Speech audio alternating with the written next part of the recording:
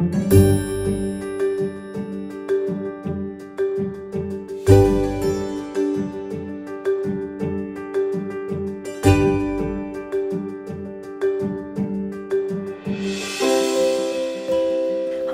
and welcome to Mission in Focus.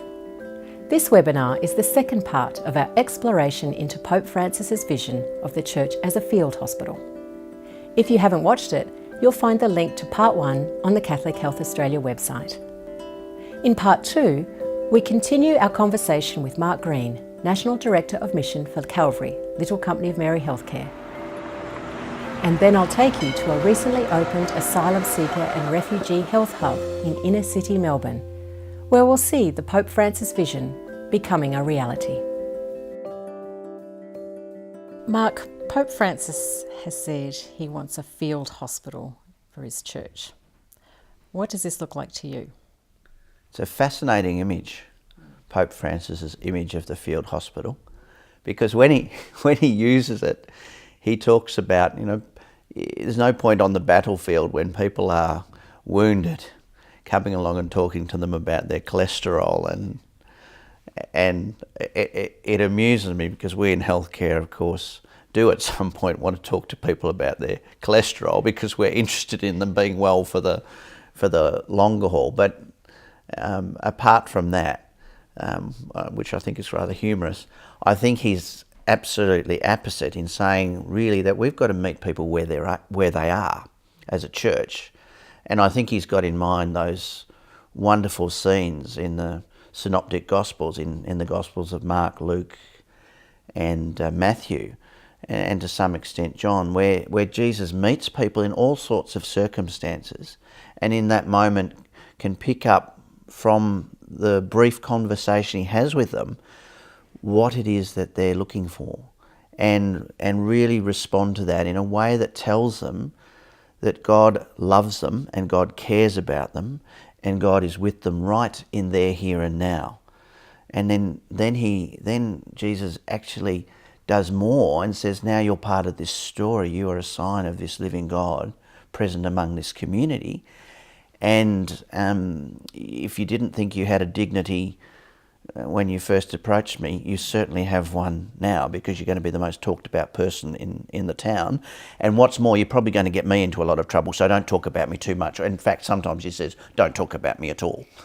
So I think it's giving people that experience of you matter and we care about you in a way that speaks to them. And then in same vein, Pope Francis talks about his pastors having the smell of sheep. And I guess leaders of Catholic health and aged care and community care services are leaders, and so therefore we're called to have the smell of sheep. And we'll talk a bit about that. And then he talks about a church that he'd rather a church that's on the streets at risk of having accidents and not a self-referential edifice.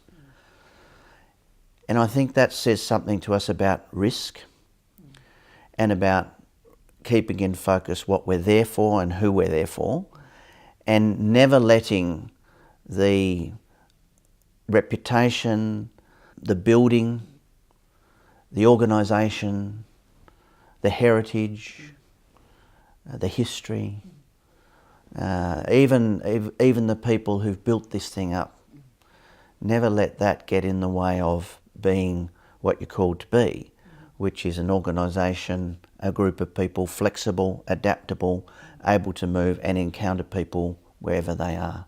Mark, when does the church get it right? In other words, when are we acting as a field hospital?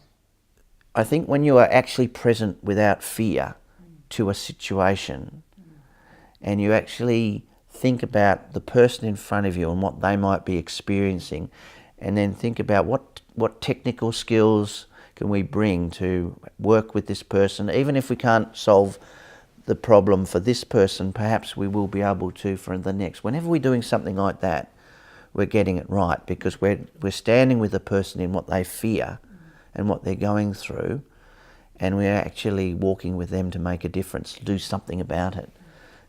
I think that for me is a really profound example. When in our aged care facilities, we identify a person who has had a rough trot in life and perhaps offer them a home and a community, even for the first time, I think we're getting it right. When someone comes into the hospital who has come in ostensibly with a physical ailment, an illness, and a need for an operation of some sort, and we identify that that person's been living in isolation, they don't have a family and they don't have a community, and beyond the care that we offer them in those hospital walls and in the confines of that particular treatment, we're working out with them pathways to reconnect them or help themselves to reconnect to a community. I think we're living this.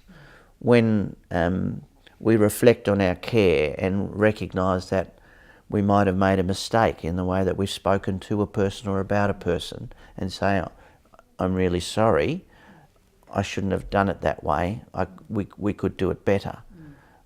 Because we're never perfect. We're living this. When we go into a person's home and recognise that beyond the needs of our contract, there are more things that this person has done, and work towards making sure that if we can't do it ourselves because it's not within our professional scope, that they're connected to people who can. Pope Francis says, I would prefer a church that's on the streets at risk of having accidents than that self-referential edifice which is very concerned about itself but is perfectly fine. And I think that's our situation. We have to take a certain amount of risk because that's the nature of dealing with people. Good care, though, of course, involves being aware of that and thinking about that and asking oneself, what steps can I take to ensure that I mitigate any harm that I might do, both to this person in front of me, but to that network of people around them. So risk is not about being stupid. Risk is about thinking through the fact that this might cost something that we value, precisely because in this moment, this particular action or this particular step is the right thing to do. So I think we have to take a few risks. And in this world that we live in at this particular time where our population is ageing, where the instances of chronic disease are increasing, where there are great pressures on systems because they cost a lot, we are going to need to take risks because we need different models of care, different ways of ministering to people. And if we don't take those risks, we'll never discover what those new ways are.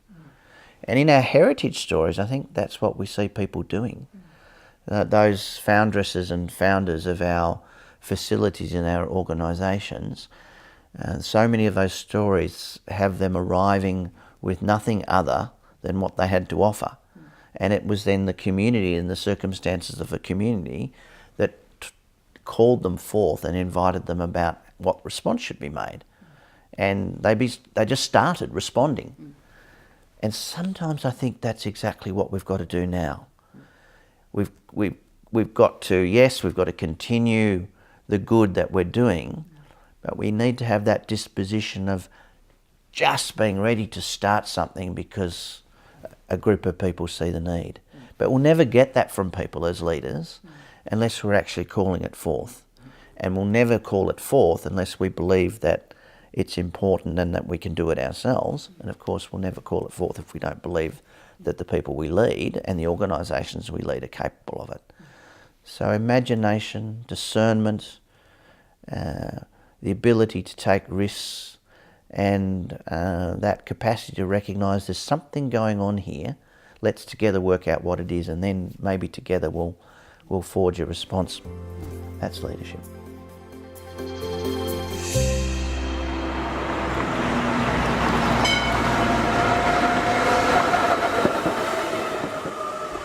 Louise, we're here on Sydney Road in Brunswick at the Cabrini Health Hub. We're in a consulting room. What happens here in these rooms and at this service? So the Cabrini Asylum Seeker and Refugee Health Hub has been set up to care for asylum seeker clients living in the northern corridor of Melbourne. We have our treatment room here where we see clients for refugee health assessments in our primary care service. We have pro bono GPs who work here for free and see our clients, which is a free service for our asylum seeker patients.